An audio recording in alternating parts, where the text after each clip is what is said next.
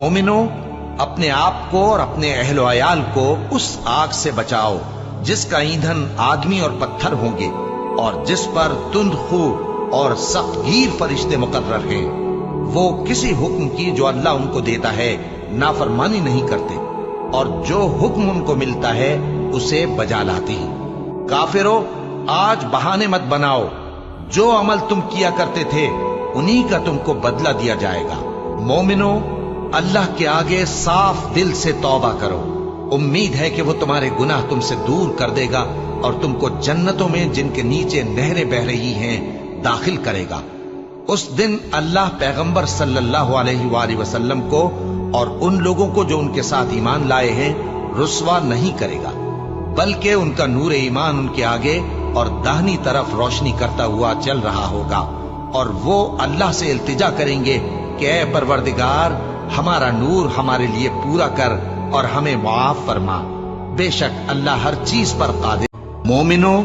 جب تم اللہ کی راہ میں باہر نکلا کرو تو تحقیق سے کام لیا کرو، اور جو شخص تم کو سلام کرے اس سے یہ نہ کہو کہ تم مومن نہیں ہو، کہ اس سے تمہاری غرض یہ ہو کہ دنیا کی زندگی کا فائدہ حاصل کرو۔ سو اللہ کے پاس بہت سی غنیمتیں ہیں، تم بھی تو پہلے ایسے ہی تھے، پھر اللہ نے تم پر احسان کیا، چنانچہ آئندہ تحقیق کر لیا کرو۔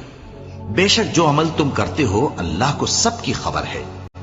جو مسلمان گھروں میں بیٹھ رہتے اور لڑنے سے جی چراتے ہیں اور کوئی عذر نہیں رکھتے، وہ اور جو اللہ کی راہ میں اپنے مال اور جان سے جہاد کرنے والے دونوں برابر نہیں ہو سکتے۔ مال اور جان سے جہاد کرنے والوں کو بیٹھ رہنے والوں پر اللہ نے درجے میں فضیلت بخشی ہے، اور بہترین انجام کا وعدہ اللہ نے سب سے کیا ہے، اور اجر عظیم کے لحاظ سے اللہ نے جہاد کرنے والوں کو بیٹھ رہنے والوں پر کہیں فضیلت بخشی ہے، یعنی اللہ کی طرف سے درجات میں اور بخشش میں اور رحمت میں، اور اللہ بڑا بخشنے والا ہے، بڑا مہربان ہے۔ سورج کی قسم اور اس کی دھوپ کی، اور چاند کی جب وہ اس کے پیچھے چلے، اور دن کی جب وہ اسے روشن کر دے، اور رات کی جب وہ اسے چھپا لے، اور آسمان کی اور اس ذات کی جس نے اسے بنایا، اور زمین کی اور اس ذات کی جس نے اسے پھیلایا، اور نفس انسانی کی اور اس کی جس نے اسے درست کر کے بنایا، پھر اس کو بدکاری سے بچنے اور پرہیزگار بننے کی سمجھ دی